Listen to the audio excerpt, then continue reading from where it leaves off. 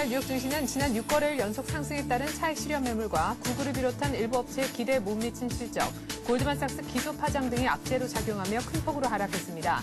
다우는 125포인트 이상이나 빠졌습니다. 유럽도 큰 폭으로 하락했습니다. 미국 증권거래위원회가 골드만삭스를 부채담보부 증권 사기 혐의로 고소했다는 소식이 은행주 약세로 이어졌습니다. 영국, 프랑스, 독일 모두 1.5% 내외로 뒷걸음질 쳤습니다. 유가는 골드만삭스에 대한 기소 파장으로 증시가 급락하자 큰 폭의 하락을 기록했습니다. 6월 인도분 WTI는 배럴당 2.4% 떨어진 84달러 67센트에 끝났습니다. 미국 증권거래위원회는 투자은행 골드만삭스를 서브프라임 모기지 증권 투자와 관련된 사기 혐의로 뉴욕 맨하튼 연방법원에 고소했습니다. 뱅크 오브 아메리카와 제너럴 일렉트릭의 1분기 실적이 지난해 같은 시기보단 작았지만 전문가 예상치는 웃돌았습니다. 주당 28센트 1분기 순이익을 기록한 뱅크 오브 아메리카는 3분기 만에 흑자 전환에 성공했으며 제너럴 일렉트릭도 주당 21센트의 순이익을 기록했습니다. 미국의 4월 로이터 미시간대 소비심리지수가 69.5를 기록해 5개월 내 최저치를 나타냈습니다. 전문가들 예상치인 75도 크게 밑돌았습니다.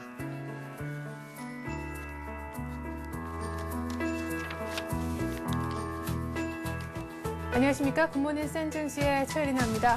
뉴욕 증시가 지난 6거래일 연속 상승을 했었는데 말이죠. 지난 주말 결국 골드만삭스가 미국 증권거래위원회로부터 피소됐다라는 소식에 크게 흔들리고 말았습니다. 지난 6거래일 연속 오른 데 따른 상승폭의 절반가량을 반납하면서 다우가 125포인트 이상이나 빠졌는데요. 다우는 장중에 11,000선을 이탈하기도 했으며 나스닥과 S&P 500도 종가 기준 2,500포인트, 1,200포인트 밑으로 추락하면서 끝이 났습니다. 골드만삭스에 관한 주요 이슈들 좀 자세하게 오늘 다뤄볼 텐데요. 오늘 글로벌 증시는 신한금융투자 강남구청역 지점의 최호선 대리와 함께합니다. 안녕하세요. 네, 안녕하십니까. 네, 자 일단 뭐 잘 가는 듯 싶었는데 사실 한 방을 기다리긴 했었죠. 너무 단기 급등에 따른 피로감이 있었기 때문에. 하지만 기대 이상의 좀 큰 펀치를 맞은 듯합니다. 예, 큰 펀치는 골드만삭스 피소 때문에 이제 큰 펀치를 맞았는데요. 네. 그 펀치가 또 그 시장 상승에 따른 부담감이 있었을 때 나왔기 때문에 거꾸로 따지면 카운터 펀치라고 한꺼번에 100포인트가 좀 빠졌던 것 같습니다. 예. 그래서 전일 시장을 좀 말씀드리면 7주 연속 상승 랠리는 이어졌으나 7거래일 상승세는 금요일 날 1.13%, 125.91포인트 하락한 11,018.66으로 마감을 했고요. 네. 일단 시장은 개장 전부터 약세로 시작했습니다. 일단 6거래일 연속 상승에 대한 차익거래 욕구에 대한 부담감이 있었던 가운데 시장 개막 기업 실적 발표에 대한 시장 기대감이 높아진 가운데 개장 전 발표된 뱅크 오브 아메리카와 GE의 실적이 예상치에 부합했고 그 장전에 발표 예상이 됐던 이제 구글 실적이 예상과 같이 나왔지만 구글 실적이 예전에는 이제 서프라이즈로 나왔는데요. 그만큼 나오지 않아서 일단 뉴욕 증시는 하락 출발했습니다. 하락 출발한 가운데 미국 증권거래위원회가 골드만삭스를 부채담보부 증권 사기 혐의로 기소했다는 소식에 월가 전문가는 이런 내용이 조정의 계기가 될 것이라는 견해가 시장에 반영되면서 하락폭을 키웠습니다. 예. 자, 뉴욕 증시 이슈들 저희가 한번 살펴봤는데요. 간밤에 여러 가지 지표들도 많이 발표가 됐습니다. 일단 뱅크 오브 아메리카라든가 또 다른 앞에 있었던 이제 구글이라든가 실적 발표에 있어서는 어닝 서프라이즈가 사실은 발견하기가 힘들어서 실적 때문에 오를 수 있었던 분위기는 아니었던 가운데 골드만삭스가 좀 뉴욕 증시를 크게 짓눌렀다 이런 인상이 있는 것 같습니다. 골드만삭스 얘기는 워낙에 이제 할 것이 많기 때문에 저희가 밤밤에 이제 나왔었던 지표 먼저 좀 살펴보도록 할 텐데요.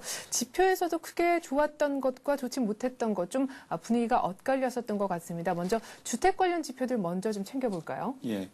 그 금요일 날 발표된 지표는 주택 착공 건수와 건축 허가 지표가 발표가 됐는데요. 주택 착공 건수는 그 예상보다 큰 폭으로 증가되면서 3개월째 증가세를 이어갔습니다. 미 상무부에 따르면 3월 주택 착공은 전월 대비 1.6% 증가한 62만 6천 건을 기록을 했습니다.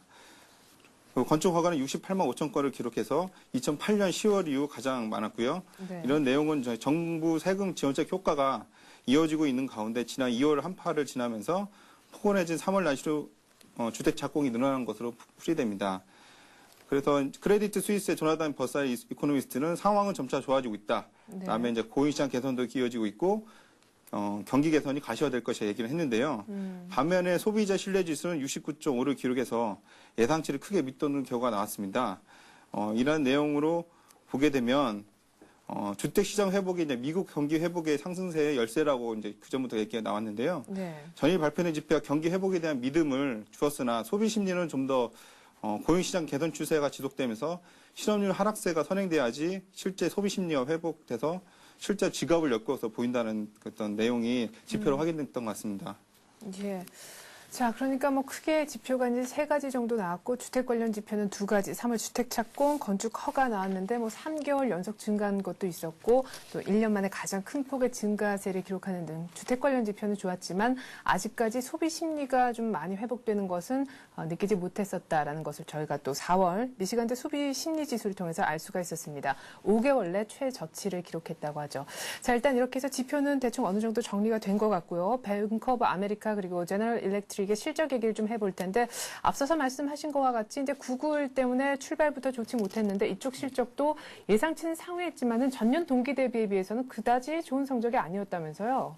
네, 그렇습니다. 구글 일단 IT 그 기업 실적이 워낙 좋게 나오는 바람에 이제 1분기 1월, 2월, 3월 달이 이제 경기 침체에 어떤 우려감이 있다 이런 네. 내용이 있었는데 그런 부분이 실적으로 가시화됐습니다. 다만 이제 지수가 많이 올라간 사이에 그 투자자들의 눈높이가 높아져서 구글 네. 실적이 예상치만큼 나왔지만 서프라이즈 아닌 것에 대한 좀 실망감이 났고요. 네. 그래서 주가가 약세로 시작한 가운데 이제 뱅크 오브 아메리카 지위가 예상보다 좀 높은 실적이 나왔습니다. 네. 뱅크 오브 아메리카 1분기 순이익이 31억 8천만 달러를 기록해서 지난 같은 시기 42억 5천만 달러보다는 순이익은 줄어들었지만 전분기 대비 실적은 대폭 개선됐고요.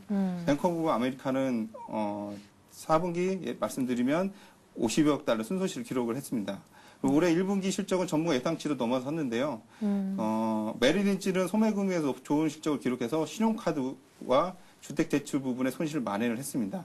뱅크 오브 아메리카가 이제 메리린치를 서프라임 모기지 때 인수를 했거든요. 그렇죠. 그래서 자회사인 메리린치 실적이 좀 좋아져서 뱅크 오브 아메리카도 실적이 좋았다는 걸 해석을 해주시면 될 것 같고요. 네. 제너럴 일렉트릭은 이제 예상을 뛰어넘는 1분기 실적 발표했는데 제프리 이메트 지휘 최고 경영자는 회사 사업 환경은 갈수록 개선되고 있다라고 하면서 항공 승객 화물 증가가 지역 광고 시장 개선이 두드러지고 있다고 얘기를 했습니다. 그래서 국내 대한항공과 아시아나항공 실적이 좋아지는 거와 마찬가지로 보시면 될 것 같습니다. 예. 자, 사실 이미 다우는 약세로 출발했다라고 말씀하셨습니다. 뱅크 오브 아메리카 그리고 제너럴 일렉트릭의 실적도 시장의 예상치에 부합하는 수준이었거나 사실은 전년 동기 대비 조금은 좋지 못한 성적을 내놓았었는데 사실 이날 낙폭은 골드만삭스가 미국 증권거래위원회로부터 기소가 되면서부터 더 크게 키워지기 시작했죠.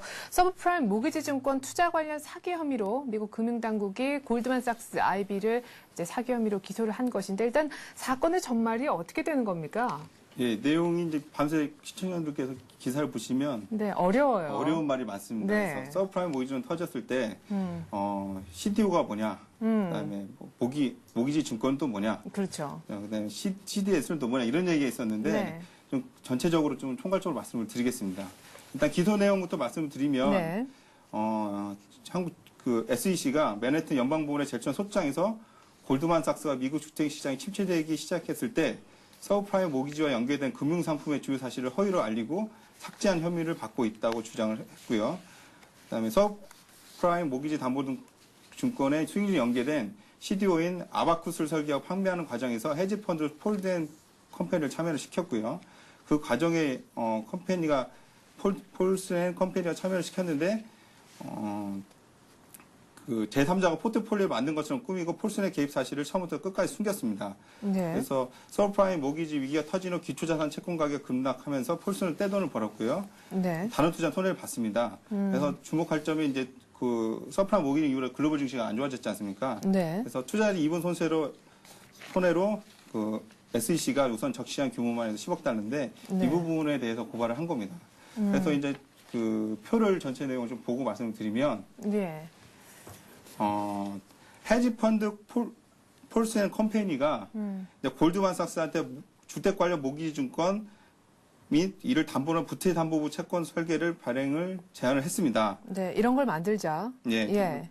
이건 기존에 이제 그 헤지펀드들이 그 메인스트림, 그러니까 월스트리트의 큰 그 은행들한테 이런 제안을 많이 하고요. 네. 그래서 골드만삭스가 이 제안을 받아들여서 주택 관련 모기증권인 RMBS를 만들었습니다. 네. 근데 이 과정에서 이제 헤지펀드 폴스앤 컴퍼니한테 부실 위험이 큰 그 모기직 증권을 선택할 수 있게끔 만들어졌습니다. 네. 그래서 그렇게 해서 만들어진 이제 상품이 아바쿠스라는 그 모기증권이 만들어졌고요. 네. 그렇게 만들어진 걸 가지고 골드만삭스는 부채담보부 증권을 만든 거죠. 그러니까 네. 그 주택 관련 모기지 증권을 담보로 해서 부채담보부 증권을 만들었고요. 네.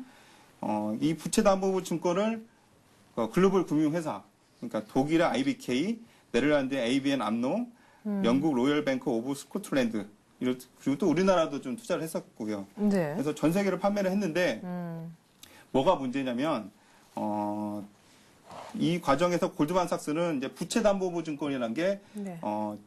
그 주택 관련 모기증권을 담보를 하고요. 네. 주택담보 모기증권은 일반 주택을 담보로 해서 만드는 상품인데 네. 주택 가격이 하락을 하게 되면 이 담보보증권도 가격이 하락하게 됩니다. 네. 그런데 그 파생 상품이기 때문에 원 담보가 1% 빠지면 예를 들면 2배 내지 5배 이상 빠질 수가 있거든요. 네. 근데 그거에 대해서 그 빠지면 나타날 수 있는 그 위험 지수라는 게 있는데 그게 CDS라는 겁니다. 신용부도 위험이라는 건데 네. 이거를 따로 폴스앤컴퍼니와 따로 계약을 해가지고 네. 폴스앤컴퍼니는 골드만삭스로서 1,500만 달러를 받았습니다. 네. 그리고 그 폴스앤컴퍼니는 그때 서브프라임 때 그 뉴스가 많이 나왔지만 네. 그 주택 가격 하락에 베팅을 해서 그러니까 하락을 하게 되면 신용부도 위험. 그러니까 우리나라도 서브프라임 때 그 CDS 프리미엄이 많이 올랐지 않습니까? 네.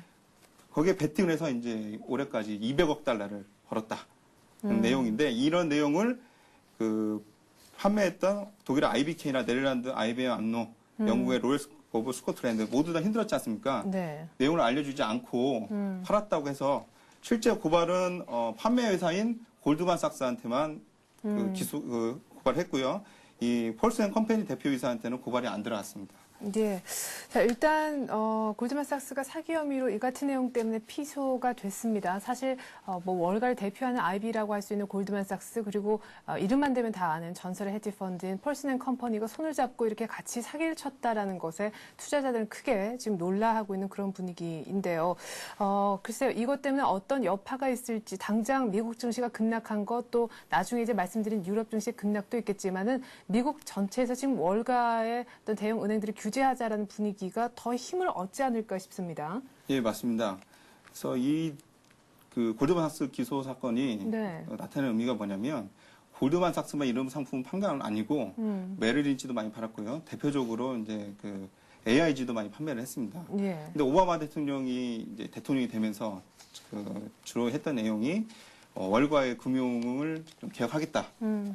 안정적으로 개혁을 하겠다 얘기했었고, 그다음에 의료보험을 반드시 100년 만에 개혁을 하겠다는 내용이 네. 있는데 의료보험은 아시다시피 통과가 됐고요. 그다음 개혁 정책이 이제 금융 정책인데 그게 1탄으로서 골드만삭스 기소가 들어갔던 것 같습니다.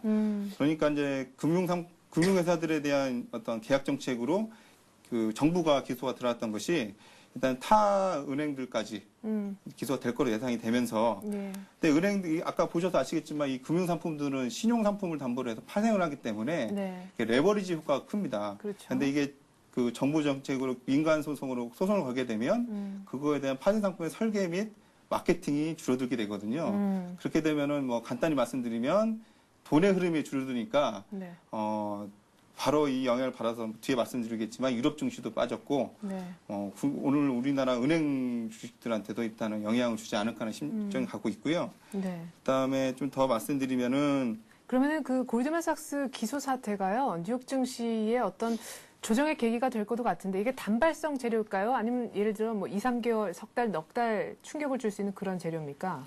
일단 고소가 시작됐기 때문에 예. 그 전에 이제 민간 업체들이 고소한 내용들이 있습니다. 그래서 정부 차원의 고소가 들어갔기 때문에 민간 기업들은 그 결과를 보면서 안 했던 기업들도 고소를 할 여지가 있고요. 네. 그래서 영향력은 계속 지속될 거로 보고 있습니다.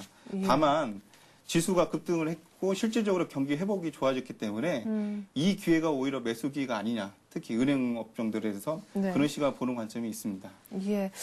금융주가 뭐 도미노로 급락한 것은 두말할 나위가 없겠죠. 당연히 이 골드만삭스도 크게 13%나 폭락을 했고요. 뱅크 오브 아메리카 참 타이밍도 안 좋죠. 실적도 뭐 그렇게 나쁘진 않았는데 5%대로 이 때문에 급락하고 말았습니다. 자, 유럽 쪽도 분위기가 안 좋았다라는 것을 말씀을 좀 드려왔는데 그렇지 않아도 유럽은 나름대로 악재가 있었습니다. 지금 뭐 항공 대란이라고 하잖아요. 보니까 그 인터넷 포털에 그 화산재가 완전히 유럽을 다 덮은 그런 사진들이 게재가 돼 있더라고요. 일단 유럽은 안 좋은 내용이 이제 폴란드 대통령이 이제 돌아가셨고요. 네. 아이슬란드 화산 폭발로 해서 북유럽 쪽은 뭐 항공이 안 움직입니다. 네. 그래서 좀 안 좋은 상황에서 이제 골드만삭스 기소 사건 때문에 좀 시장 분위기 안 좋은 상황인데요. 일단 아이슬란드 화산 폭발로 인해서 국제 민간 항공기구 하루 손실이 2억 달러가 비용이 발생되고 있고요. 네. 그다음에 그런 관련된 상황으로 상품 시장까지 이제 좀 안 좋아졌는데 네. 일단 영국 지수를 좀 보시게 되면 네. 1.39% 빠진 5,743.96% 마감을 했고요. 프랑스도 1.94% 빠진 79.02%로 좀 끝났습니다. 예. 독일 지수도 110포인트 하락한 6,180포인트로 안 좋게 끝났습니다. 네. 자, 유럽과 뉴욕 증시 골드만삭스 피소 때문에 동반 급락을 했고 상품 쪽도 움직임이 안 좋았다고 들었습니다. 안전자산 선호 현상이 다시금 불거졌기 때문인데 뭐 유가, 금값 모두 다 2%씩 급락했다면서요? 예. 일단 그 금값 같은 경우는 아까 말씀드렸던 폴슨이라는 회사가 네. 금 상장 지수인 골드 트러스트의 최대 지주입니다. 예. 그래서 폴슨 회사가 안 좋아지니까 투자자들이 매도 많이 하지 않을까 해서 금값이 좀 많이 빠졌고요. 관련돼서 이제 달러가 강세되면서 서브텍스 중진주와 6월 윈더분 선물이 이제 하락한 84.67%에서 네. 골드 지수와 달러 지수, 오일 지수 모두 달러 지수는 올랐고요. 네. 오일과 골드 지수는 하락했습니다. 네. 자, 그렇다면 이제 새로운 한 주를 맞게 되는 뉴욕 증시 어떻게 흘러갈까 관심사인데 이번 주가 드디어 뉴욕 증시 사실상 어닝 시즌의 피크다라는 얘기가 있는데 이 어닝의 피크를 맞기 이전에 골드만삭스라는 악재를 동시에 안고 출발하게 됐습니다. 과연 골드만삭스의 이 충격이 기업의 어닝에 의해서 어느 만큼 덮일 것인가가 오히려 관건이 아닐까 싶은데 당장 오늘 밤에 나오는 지표부터 들어보고 어닝 일정까지도 챙겨보죠. 예. 내일 발표된 이제 가장 중요한 지수는 미국 선행지수가 발표가 되고요. 네. 일단 선행지표를 말씀드리면 일단 예상치는 1.0으로 보고 있고요. 1월 달에 0.3이 증가했고 2월 달에 0.1로 이제 둔화가 됐습니다. 네. 그래서 일단 1년째 상승세가 지속되고 있는데 다만 1월, 2월 들어서면서 상승폭이 둔화되고 있거든요. 그래서 네. 관점이 상승폭이 다시 확대되면서 선행지수 올라갈 것이다. 그런 관점이 있고 네. 아니면 둔화 지속이 돼서 일단 좀 쉬어갈 거다는 관점이 있는데 네. 일단 월요일 선행지표의 내용을 좀 보고 나서 경기 회복 속도 추세를 확인할 수 있을 거로 예상이 됩니다. 네. 그 외에 좀 지표들을 좀 말씀드리면 네. 신규 수업 청구 건수가 있고요. 네. 그다음에 4월 23일에 내구재 주문이 있는데 실업수당 청구 건수는 이제 제가 저번 주에 남아가지고 이제 비농업 실업자 지수니까 인구조사에 의한 이제 그 고용이 좀 늘어났거든요. 네. 근데 이번에는 그런 부분이 좀 떨어져서 약간 좀 안 좋을 거라는 예상이 좀 들고 있습니다. 그래서 네. 다음 주 지표들 중에서는 가장 중요한 거는 일단 선행지수를 먼저 확인해야 하지 않을까 생각하고 있습니다. 네. 자, 이제 정점으로 치닫게 되는 어닝 시즌에 대한 스케줄도 궁금한데요. 오히려 이 어닝 시즌 중에서도 갑자기 더 궁금해진 것은 이렇게 피소가 된 골드만삭스는 과연 1분기 실적이 어떨까라는 부분입니다. 골드만삭스와 애플이 같은 날 실적을 발표한다고 들었는데요. 어닝 일정도 끝으로 좀 챙겨주시죠. 예, 예. 그래서 19일 날은 시티그룹이 발표를 하고요. 일단 네. 금융주들은 다 좋아진 걸로 보시면 될 것 같고요. 그다음에 그 19일 날 IBM이 또 발표를 합니다. 네, 오늘 밤이죠. 예, 그렇습니다. 그리고 중요한 내용은 일단 구글에 이어서 이제 올해는 화두가 애플 실적인데요. 네. 20일 날 애플 실적이 이제 발표가 되는데 전년에는 1.33달러를 예상을 했지만 네. 이번에는 2.44달러로 상승은 늘어날 거로 보고 있고요. 그 밑에가 이제 말씀드릴 게 크리라는 회사가 있는데 네. LED 관련 회사입니다. 이 회사도 실적이 전년 동기에 0.14였는데 네. 예상치는 0.44로 아주 증가할 거로 보고 있고요. 네. 그다음에 좀 중요한 내용을 좀 살펴보면 4월 22일 날 네. 버라이존이 약간 실적이 안 좋을 거로 보고 있고요. 0.63에서 0.56으로 보고 있고요. 네. 마지막 날인 금요일에는 제록스가 0.05인데 0.13으로 훨씬 좋아진 걸로 예상이 되고 있습니다. 네. 자, 화요일 밤입니다. 오늘 밤 말고요. 내일 밤이죠. 골드만삭스와 사실 구글에 이어서 계속해서 시장에 주목을 하고 있는 아이팟과 그 아이패드 메이커죠. 아이폰을 또 내놓기도 했었던 애플의 실적이 동시에 발표가 됩니다. 왠지 20일 화요일 밤을 넘기고 나서 수요일 날 우리 증시도 이 영향을 크게 받지 않을까 하는 생각이 드는군요. 이렇게 해서 오늘 글로벌 증시는요. 신한금융투자 강남구청역 지점 최호선 대리와 함께했습니다. 대리님 말씀 잘 들었습니다. 감사합니다.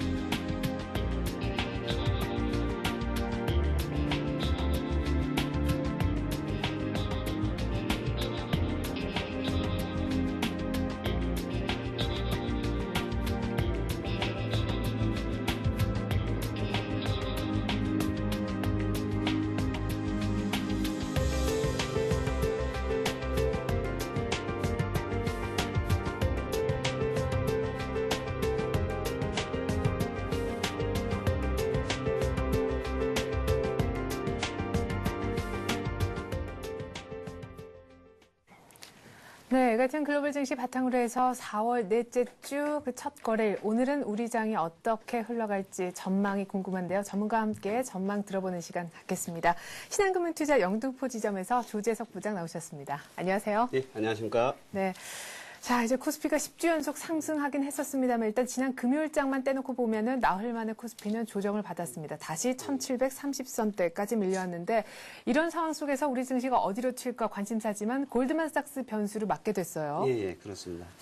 뭐 지난주에 이제 저희 증시도 약간 뭐 조정을 받으면서 또 뭐 그 저희 천안함 침몰 관련 뭐 그런 지정학적 리스크도 있었고요. 네. 그래서 이제 좀 저희 증시도 좀 조정을 이렇게 그 고점에서 매물이 많이 나오고 있는 상태였었는데 뭐 주말에 그 골드만삭스가 나오면서 뭐 미국 증시가 한 1% 넘게 하락을 해서 네. 일단은 뭐 저희 증시도 약간은 뭐 그런 단기적으로는 조금 약간 뭐 부정적인 그 영향을 좀 받을 수 있을 것 같습니다. 네. 근데 기본적으로는 그 미국의 그 골드만삭스의 그런 기소 내용과 우리나라 금융주들의 그런 사정은 좀 형편은 다르기 때문에 그래도 영향은 저희 나라는 그렇게 미국처럼 많이 받지 않고 약간 단기적인 영향을 좀 받을 수 있을 것 같습니다.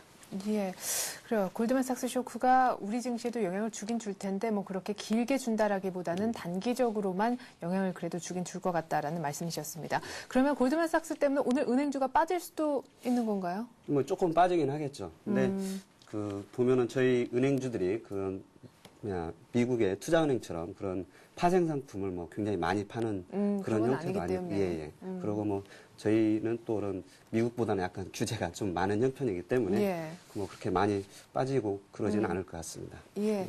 제가 앞서서 우리 코스피가 주간 단위로 상승률을 봤을 때 10주 연속 올랐다 이렇게 말씀드렸는데 이제는 정말 단기 급등 부담을 계속해서 느끼고 있는 자리인데 딱히 이렇게 확 떨어지는 것도 같지 않아서요. 이번 주는 전반적으로 좀 조정이 있을 것이다 이런 얘기들이 많아요. 예, 뭐 이렇게 보면은 지난주에 이제 저희 증시가 지금 기본적인 그 기업 실적이 우선 개선이 되고 있고요. 예. 또한 미국도 뭐 고용이 약간 회복이 될 정도로 이렇게 호전이 되고 있다고 버는키 의장이 좀 이렇게 자신 있게 얘기를 좀 한 형편이고요. 네. 또한 중국은 이제 1사분기 GDP 성장률이 뭐 11.9%에 달할 정도로 그래서 오히려 과열을 우려할 정도로 지금 경제가 회복이 되고 있습니다. 그렇죠. 또한 뭐 아시겠지만 이제 지난주에 또 저희 나라가 뭐 유한위기 이후에 가장 높은 신용등급 상향 조정이 됐습니다. 네. 그 신용등급이 상향이 조정이 됐기 때문에 일단 저희 나라가 뭐 은행이나 그다음에 국내 대표 기업들이 그 자금 조달 비용이 이렇게 많이 절약이 되기 때문에 네. 뭐 향후에 2분기 이후에 실적에 대한 기대감도 가질 수 있고 네. 뭐 이러기 때문에 기본적인 그 추세는 일단은 뭐 상승 추세로 지속적으로 보셔도 뭐 무방할 것 같고요. 네. 뭐 이번 주 초만 그 저희 지수가 이 상승 피로감을 느끼던 찰나에 네. 골드만삭스하고 그다음에 뭐 또 계속 뉴스가 나왔지만은 그 천안함 관련 네. 그런 그 일부 폭발 가능성 이런 게 이제 네. 좀 같이 겹쳐서 네. 뭐 그 웃고 싶은 찰나에 이제 울고 싶은 데 뺨을 맞은 격인데요. 네. 그래서 일단 뭐 그 한 1,700선, 뭐 지난주에도 제가 한 1,700선 마디 지수를 말씀을 드렸는데 네. 이번 주도 역시 1차는 1,700선에 대한 지지를 이렇게 확인을 하시고 그 매매를 하시는 게 좋을 것 같습니다. 네. 수급에서도 궁금한 게 있는데 일단 외국인들이 뭐 강력하게 사주는 듯 싶지만 금요일장에서는 뭐 사실 팔지 않았다라는 인상이 강합니다. 150억도 채 현물을 담지 않았었는데 말이죠. 이런 잠시 이 매수세를 좀 주춤하고 있는 이런 외국인 그리고 그 펀드 환매 압력 때문에 계속해서 팔 수밖에 없었던 기관의 움직임이 심상치 않다 이런 뉴스들이 주말에 있었습니다. 이제 좀 펀드 환매가 잦아드는 거 아닌가 1,700대 계속 머물면서 좀 많이 환매할 그렇죠. 사람들은 이미 다 한 그런 상황이 아닌가. 지금 보면은 뭐 지난주 초에 4월 시작하면서 하루에 뭐 5천억, 네. 1,300억씩 하면서 한 일주 만에 뭐 2조 원 가까이 환매를 했고요. 네. 근데 이제 최근에 보면 지수가 올라가면서 그 펀드에 대해서 급 환매는 많이 줄어들고 있습니다. 그래서 네. 뭐 이제 1,000억대 수준으로 지난주에 주말 경에는 1,000억대 수준으로 내려오면서 이제 그 펀드 환매에 대한 그 급한 물량은 줄어들었는데 네. 문제는 이게 1,750선을 뛰어넘을 정도로 급하게 상승을 하면은 좀 빨리 상승을 하면 이 펀드 환매가 좀 이렇게 줄어들 건데 네. 이게 이제 계속- 증시가 가나 보다 해서. 예, 그렇죠. 그래서 네. 이제 좀 안심을 하고 환매를 좀 안 할 건데 이게 계속 지금 1,700선 초중반에서 아주 계속 좀 천천히. 예, 너무 이게 약간 지지부진한 흐름을 보이니까 이게 이제 그 투자자분께서 좀 안심을 못하는 형편인데 조금 지나면은 시간이 더 지나면은 이 펀드에 대한 그런 그 적극적인 환매는 조금 줄어들지 않을까 지금 예상이 되어지고 있습니다. 그래요. 이런 분위기라면은 기관들도 코스닥에서 좀 매도를 덜하고 코스닥도 좀 살아나고 예, 그런 분위기가 이어졌으면 좋겠습니다. 자, 그러면 오늘 같은 날 약간의 조정이 이래저래 예상이 됩니다. 지정학적 우려, 중국 긴축 문제, 뭐 환율, 또 뭐 단기 급등 부담, 거기다 골드만삭스 변수까지 안고 있는데요. 오늘 같은 날 빠지는 걸 잘 사보면 좋겠다는 생각이 들거든요. 투자 전략 세워주시죠. 그렇죠. 지금 사실은 지속적으로 상승만 하면은 예. 주식 사고 싶었던 분들 싸게 살 기회가 없는데 그렇죠. 뭐 오히려 이제 이런 골드만삭스 사건 수사로 인한 그 주가가 하락을 할 때 지금까지 가장 그 편입을 못했던 그런 쪽들을 좀 편입을 해보시면 좋을 것 같은데요. 네. 이제 기본적으로는 보면은 과거에는 사실 그 IT하고 자동차 수출주만 많이 올랐기 때문에 네. 이 투자자분들이 그런 소외감을 느끼셨는데 이제 원화 강세에 의한 그런 우려감 때문에 수출주들이 좀 조정을 받고 있기 때문에 이제 오히려 지금 그 여전히 그 수요에 비해서 네. 지금 제품이나 부품 공급이 따라가지 못하는 그런 IT주들, 뭐 반도체나 뭐 계속 말씀드린 LED TV 관련주들도 예. 그 이번에 오히려 그 저가에 매수할 수 있는 기회가 되겠고요. 수출주 중에서는요. 네. 그다음에 또 뭐 원화 강세 수혜주라고 해서 많은 얘기들이 나오고 있습니다. 그래서 뭐 은행이나 보험도 이제 그런 쪽에 속할 수가 있겠고요. 또한 뭐 음식료, 뭐 항공 이런 쪽들도 네. 해당이 되는데 그런 원화 강세 수혜주도 좀 편입을 해보시면 좋을 것 같고 네. 그다음에 이제 대표적으로는 뭐 지금 국내 이제 그 은행주들 같은 경우도 네. 신용등급 상향도 사실은 저희들이 그 예상은 크게 못했었습니다. 대부분은 뭐 지난번하고 똑같을 거다 했는데 네. 그 무디스에서 전격적으로 신용등급 상향 조정을 했기 때문에 네. 이것도 조금 더 긍정적인 영향을 미치기 때문에 은행주들도 그 미국하고는 분명히 다르기 때문에 조정 받을 때 은행주들 좀 매수하시면 좋을 것 같고요. 또한 삼성생명이 이제 그 이번 주에 그 이제 그 수요 예측을 해서요. 네. 이제 5월 초에 그 공모를 하는데 이제 그 보험주 비중 조절 때문에 손보주들 뭐 삼성화재나 동부화재 이런 쪽들이 계속적으로 비중 축소 때문에 많이 이렇게 떨어졌었습니다. 네. 특히 이제 겨울철 또 교통사고가 많으니까 네, 그렇죠. 손해율이 올라가서 실적이 뭐 좀 안 좋아질 거다. 그래서 뭐 실제로 지금 삼성화재가 한 3년 만에 약간 실적이 좀 이번에 좀 안 좋았습니다. 네. 근데 이제 이럴 때 오히려 이제 비중 조절이 끝난 손보주들. 지난주에 그 신용등급 상향 조정되면서 가장 많이 오른 주식이 또 손보주였습니다. 하루에 네. 한 7%씩 올라가고 했기 때문에 예. 그런 보험주들, 손보주들도 좀 뭐 편입을 하시면 좋을 것 같고요. 네. 그 다음에 뭐 지난주에도 이렇게 한번 제가 또 말씀드렸던 이제 해운주들. 그 다음 해운주들도 여전히 그 제가 보면은 뭐 아직도 그 지속 회복 과정 중이기 때문에 네. 그 해운주들도 뭐 지속 좀 관찰을 하시면서 매수를 하시면 좋을 것 같고요. 그다음에 뭐 오늘은 좀 특이하게 그 이제 저는 조선주들도 좀 관심을 가져보시라고 이렇게 권해드리고 싶습니다. 왜인가요? 이제 조선주들 같은 경우는 뭐 사실 좀 다 그 안 좋다고 여기는데요. 네. 사실 보면 현대중공업이 지금 2007년도에 주당 순이익이 한 22,000원 했고요. 2008년도에 주당 순이익이 28,000원입니다. 네. 근데 2009년도에는 주당 순이익이 29,000원입니다. 그래서 실제로는 이익은 계속 늘었는데 이제 조선은 이제 수주를 많이 따집니다. 그래서 그게 한 2년 정도 걸리니까요. 그래서 네. 2년 후에 그 수주가 금융이 터지면서 수주가 없다 보니까 한 2012년 이후에 실적이 안 좋을 거에 대한 우려감으로 계속 주가가 뭐 한 2년여 동안 하락을 했습니다. 네. 근데 이제 저희 증시가 이제 모멘텀 증시긴 하지만은 현재 그 실적에 비해서는 조선주 주가가 너무 좀 싼 형편이고요. 네. 그다음에 뭐 지난 주말 같은 경우는 이제 저희 나라가 처음으로 세계 시장에서 수주 점유율이 약 51%를 기록을 하면서 처음으로 세계 시장에서 1위를 했습니다. 그래서 네. 뭐 금액적으로는 미미하지만은 네. 그래도 중국한테 저희 나라가 한 1년 동안 네. 수주 점유율이 이렇게 밀렸었는데 그쵸, 그걸 다시금. 제치고 회복했다는 것도 하나의 모멘텀으로 작용을 하지 않을까 싶습니다. 네. 일단 뭐 수출주 중에서는 IT 중에서 LED, LED TV 쪽 계속해서 누차 얘기를 하고 계시고요. 원화 강세 수혜주도 일부 좀 봐야 된다. 그리고 실적이 급하게 좀 턴어라운드 하고 있는 해운주, 지난번에 저희가 대한해운 얘기까지 한번 들어봤었고 신용등급 상향되고 있기 때문에 은행, 보험 쪽도 보자는 말씀이십니다. 그런데 오늘 특별히 조선주에 대해서 현대중공업에 대해서 얘기를 좀 하시니까요. 조선 쪽 얘기, 조선 업종 중에서 한 종목만 더 얘기를 좀 들어볼까요? 뭐 기본적으로는 이제 1등 주식을 사시는 게 좋으니까요. 네. 이제 그 현대중공업이 아무래도 조선인이 한 45% 되고 나머지 발전, 기계 엔진 이런 쪽들이기 때문에 기본적으로는 이제 현대중공업을 사시는 게 가장 좋습니다. 네. 근데 이제 또 그러면은 그 비싼 주식만 얘기하냐 하면은 이제 아무래도 저희 개인 투자자분들께서는 약간 중저가주를 많이 선호하시고 네. 그다음에 지금 가격 메리트도 있는 주식이 좀 좋기 때문에 그렇죠. 약간 뭐 가격이 한 4,000원대에 있는 오리엔탈 전공이라는 주식을 제가 오늘 이렇게 좀 소개를 해드리고 싶은데요. 네, 오리엔탈 전공이요. 예, 예. 좀 생소하실 수도 있겠습니다. 네. 이 보면 오리엔탈 전공의 주 매출 천은요, 현대중공업하고 뭐 삼성중공업, 그다음에 일본의 미쓰비시 조선소인데요. 네. 이 보면은 이제 이 오리엔탈 그 전공은 기본적으로 그 선박 갑판 위에 먹고 잘 수 있는 그런 주거 공간, 데크하우스라는 거를 만드는 업체입니다. 네. 그래서 이 종목이 데크하우스에서 세계 시장에서 한 60% 점유하면서 세계 시장 1위를 하고 있는 회사입니다. 예. 그래서 지난번에 2009년도에 그 한국 그 거래소에서 네. 그 히든 챔피언이라고 오. 중소기업 육성 체계에서 발표했던 그 22개 기업 중에 하나입니다. 그래서 예. 대부분 뭐 IT나 이런 쪽이 많이 속하는데 이런 그 부품 제조업체로서는 이렇게 속한 업체로서 좀 경쟁력이 있는 회사입니다. 근데 예. 뭐 시장에서는 워낙에 이렇게 좀 소외가 되고 있고요.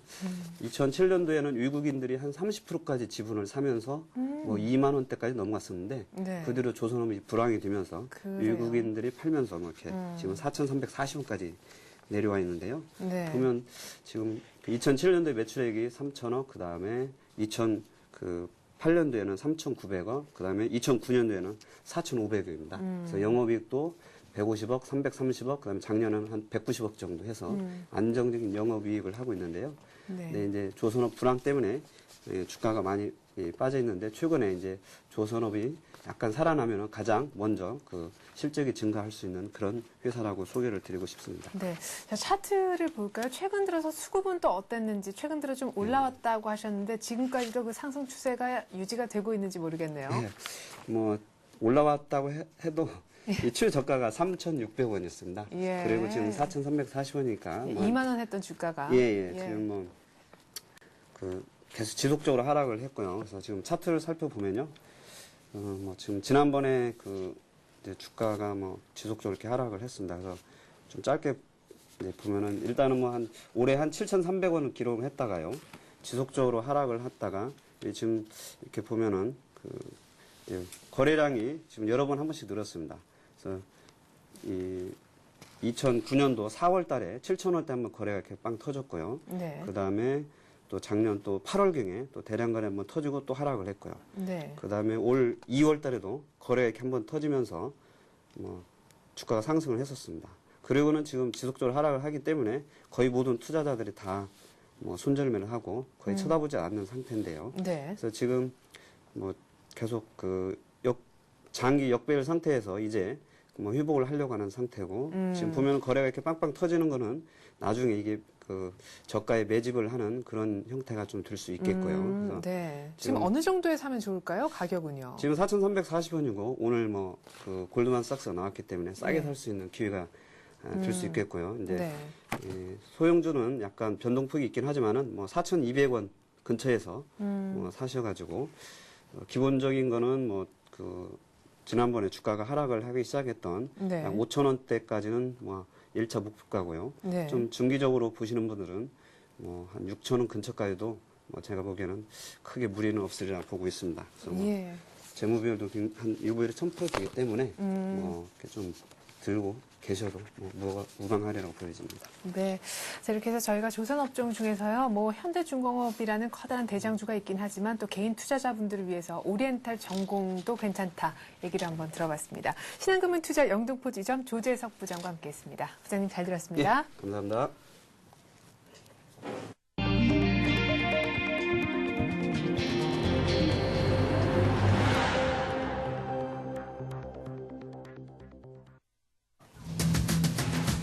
미국 증권거래위원회가 골드만삭스를 파생 상품 관련 사기 혐의로 뉴욕 맨하튼 연방법원에 기소했습니다. 이에 유럽과 미국 증시가 차례로 무너졌으며 안전자산 폐기 심리로 달러와 미 국채 가격은 급등했는데요.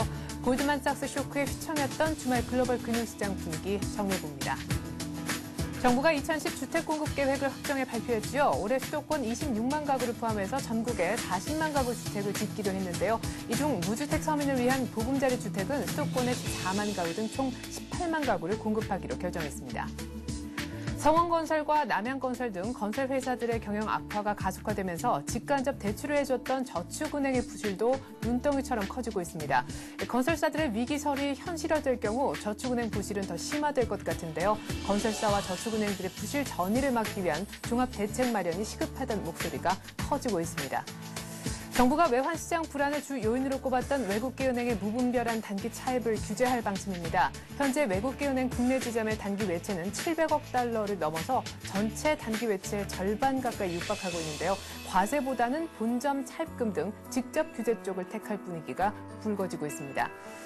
이번 주는 미국에서 열리는 G20 재무장관 중앙은행 총재 회의에 전 세계 이목이 집중될 것 같습니다. 또 천안함 침몰 원인과 관련해서 북한의 개입 여부를 놓고 지정학적 리스크가 고조될지 여부도 관심인데요. 이번 주 국내 주요 일정까지 챙겨보겠습니다. 오늘 이 같은 내용 바탕으로 해서 이슈는 서울경제신문 이종배 기자와 함께합니다. 이 기자 안녕하세요. 네, 안녕하십니까. 네, 좀 전에 글로벌 증시 통해서도 말씀을 좀 드렸었던 것이었는데 골드만삭스가 미 증권거래위원회로부터 기소가 됐습니다. 글로벌 금융시장에 주말에 큰 영향을 미쳤었죠? 그렇죠. 그 골드만삭스 그 사기 혐의 기소를 해가지고 뭐 유럽과 미국 증시가 무너졌는데요. 네. 뭐 사실 그 골드만삭스 여파는 그 당분간 좀 지속될 것으로 보입니다. 그 오바마 대통령의 경우 그 취임 초부터 계속 그 얼과 불편한 관계를 이어오고 있지 않았습니까? 네. 그 골드만삭스 기소는 그 이 같은 연장선상에서 이해되고 있는데요. 지금 현재 그 미국 정부의 그 다음 행보를 보면요. 그 골드만삭스 외에도 그 다른 월가 투자은행에 대해서도 그 조사를 확대한다는 방침인데요. 사실 그 월가의 상징이라면은 그 JP 모건하고 골드만삭스가 대표되지 않습니까? 네. 그러니까 오바마 대통령 입장에서도 그 월가를 개혁하기 위해서는 JP 모건이나 골드만삭스 하나는 손을 봐야 된다 이런 입장이 깔려 있는 것 같은데요. 예. 그렇다 보니까 그 오바마 대통령의 골드만삭스 기소가 그 골드만삭스 기소로 끝나지 않고요. 그 네. 전반적인 이제 월가 개혁으로 이어질 것으로 보여가지고요. 네. 이 여파는 좀 상당 기간 지속될 것으로 보이고 있습니다. 예. 자, 이 여파가 어느 정도까지 가는지 또 일단 당장 우리 증시에는 어떤 영향을 줄는지 조금 더 지켜봐야 될 것 같습니다.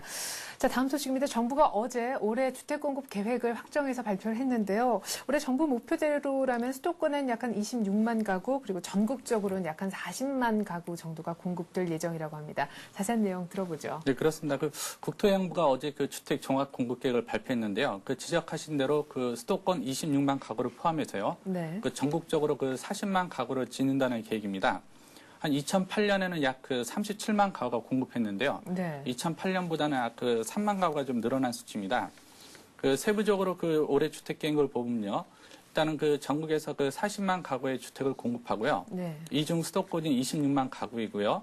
또 40만 가구 중에서는 공공이 18만 가구, 그 민간이 22만 가구를 예상하고 있습니다. 네. 또 그 40만 가구 중에서 그 보금자리 주택은 한 18만 가구를 공급한다는 계획이고요. 네. 세부적으로 뭐 수도권 14만 가구, 지방 4만 가구 이렇게 예정돼 있고요. 예. 또 18만 가구 중 분양주택은 8만 가구고요. 네. 10만 가구는 그 임대주택으로 공급한다는 계획인데요. 또 이제 정부는 그 민간 그 분양시장 활성화를 위해서요. 그 지방 미분양 주택에 대해서 양도세 감면 연장을 하겠다는 방침인데요. 그것도 하고 또 보금자리 주택의 경우 거주 의무기간을 5년으로 명확히 하고요. 네. 또 이제 그 저탄소 녹색이 이제 이슈가 되고 있는데요. 예. 이런 아파트들에 대해서 그 에너지 성능 기준도 대폭 강화한다는 계획인데요. 네. 이런 정부의 전반적인 그 계획을 보면요. 일단은 그 민간에서 22만 가구를 공급한다고 돼 있는데요. 그렇죠. 사실 이게 쉽지는 않아 보입니다. 쉽지는 그 워낙 그 분양시장이 침체되어 있기 때문에 네. 22만 가구가 쉽지는 않아 보이고요. 네. 또 그 지방에서 미분양 주택 그 양도세 감면을 연장한다고 해도요. 사실 지방은 진짜 양도 차익 의미가 없거든요. 그렇죠. 그러니까 양도세 감면이 굳이 그제 활성화에 영향을 못 미치고 있습니다. 그래서 한 가지 눈여겨볼 게 그 지난해 한 38만 가구가 공급됐고요. 네. 올해도 그 사실 40만 가구를 예상하고 있는데 그 40만 가구 밑으로 떨어질 가능성이 크거든요. 네. 그래서 그 2008년부터 2009년 그 연속 2년간 그 40만 가구 이하가 공급되게 되는데요. 당장은 몰라도 이 같은 공급 부족이 그 2, 3년 뒤 부동산 시장에 어떤 영향을 미칠지는 좀 관심 있게 지켜봐야 될 것 같습니다. 네. 지난해에도 주택이 약 한 38만 가구 공급이 됐었고 올해도 사실 연초에는 43만 가구 정도 공급할 그렇죠. 수 있지 예. 않을까 예. 정부가 이렇게 예상했었었는데 지금 3만 가구 정도 줄어든 40만 가구 공급을 예정하고 있다. 하지만 이것조차 조금 채우기 어려울 수 있다라는 얘기를 한번 들어봤습니다. 이게 건설사의 부실이 조금 심화가 되면서 사실 그 여파를 또 저축은행이 받고 있지 않습니까? 예, 그렇습니다. 그 건설사들의 경우 사실 그 일부 대형업체를 제외하고는 지금 자금 조달을 대부분 저축은행에서 하고 있는데요. 네. 그 제1금융권이 이제 부동산 대출을 꺼리면서 그 수요가 제2금융권으로 많이 넘어가고 있는데요. 네. 현재 그 건설사들의 경영 악화가 지속되면서 그 저축은행 동반 부실화도 우려되고 있습니다.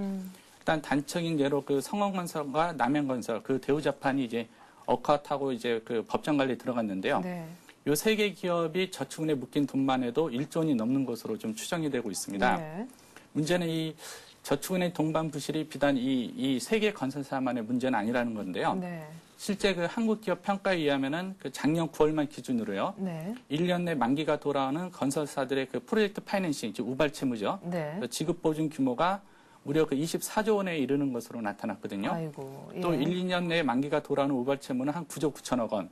또 2년 이후는 한 11조 3천억 등으로 상당한데요. 네. 사실 이 중 상당수는 또 저축은행에서 대출해 준 거거든요. 네. 근데 문제는 이제 금융당국도 정부도 이 같은 점을 잘 알고 있는데요. 문제는 이제 저축은행이 그 지역을 기반으로 하고 있다 보니까 또 정치권하고 많이 연계가 돼 있습니다. 그렇다 보니까 쉽게 이제 대책을 못 내놓고 있는데요. 네. 사실 그 금융당국이 그 건설사하고 저축은행 동반 부실을 막기 위해서는요. 그 특단의 대책이 필요하다는 게 전문가들의 지적입니다. 예. 자, 그리고 은행권의 단기 외채, 특별히 그중에서도 외국계 은행에 국내에 들어와 있는 이 지점들의 단기 외채가 우리 국내 외환 시장의 균형, 밸런스를 깬다라는 지적이 줄곧 제기가 되어 왔었습니다. 정부가 어떤 식으로 규제를 할 것인가에 지금 관심인데 사실상 직접적으로 규제할 가능성이 가장 크다라면서 지금. 예, 그렇습니다. 예. 그 단기 외채의 문제는 계속 이슈가 됐지 않습니까? 그 외국계 은행이 특히 이제 단기 외채를 들여오면서 그렇죠. 그 재정 거래를 통해서 많은 이익을 남기면서 또 단기 외채를 들여오고 그렇죠. 이게 좀 문제가 됐는데요. 그 정부가 계속 고민을 하는 과정에서 이제 좀 해결을 찾는 것 같은데요. 현재 일단 그 단기 외채 현황을 보면요. 2008년 4분기에는 한 677억 달러 수준이었거든요. 근데 지난해 1분기에는 한 654억 달러로 성장을 했고요. 또 3분기에는 674억 달러, 네. 또 지난해 4분기에는 719억 달러로 그 700억 달러를 돌파했는데요. 현재 그 정부가 고려 중인 방안을 보면요. 네. 일단은 그 간접 규제보다는 직접 규제에 좀 무게를 두는 것 같고요. 네. 그 직접 규제 하나로는 그 본전 차입금을 제한하는 겁니다. 그 본전 차입금을 제한해서 단기 외채를 못 들어오게 하나가 있고요. 네. 다른 하나로는 그 외원 지점의 그 설립 요건을 강화해서 외원 지점을 못 만들게 하는 거죠. 네. 그런 게 하나 두 가지 있는데요. 사실 이 단기 외채 문제는 금융당국이 그 외환위기 때부터 계속 얘기 나왔던 문제인데 네. 제대로 그 규제를 못 하고 있거든요. 예. 하지만 최근 이제 은행세도 있던 그 전 세계적인 분위기가 좀 다른 방향으로 흘러가고 있지 않습니까? 네. 그래서 사실 이번에는 이 단기 외채 규제가 말로 끝나지 않고요. 정책화될 가능성이 커 보입니다. 예. 자, 이제 4월 마지막 주입니다. 그리고 오늘 그 첫 거래일을 맞는 월요일인데 이번 주 국내 주요 일정 어떤 것들이 있는지 궁금합니다. 사실 천안함 관련 뉴스들이 많았는데 오늘 20일에는 또 이 대통령이 여야 3당 대표와 천안함 간담회를 그렇죠. 한다라고 합니다. 이 밖에 일정들 좀 예, 전해주시죠. 그렇습니다. 지적하신 대로 이번 주는 미국에서 그 주요 20개국 그 재무장관하고 중앙은행 총재가 열리고요. 네. 또 지적하신 대로 그 천안함 사건에 대해서 계속 분석이 나오면서 뭐 지정학적 리스크 재발 요인이 가능하냐 이런 것이 이슈가 될 것 같은데요. 네. 일단은 주요 경제 일정을 보면요. 19일에는 그 한국은행에서 그 3월 중 어음 부돌 동향을 내놓습니다. 뭐 취업자 증가 등 경기가 그 조금씩 살아나고 있는데요. 네. 2월 중 어음 부돌 동향은 0.03%였는데요. 그 3월에는 좀 어떤 수치가 나올지 관심을 모으고 있고요. 또 22일에는 그 한국은행 김주수 총재가 그 전문가들하고 그 경제 동향 간담회가 예정돼 있고요. 네. 또 22일에는 관세청에서 그 4월 수출입 동향 그 잠정치를 내놓습니다. 예.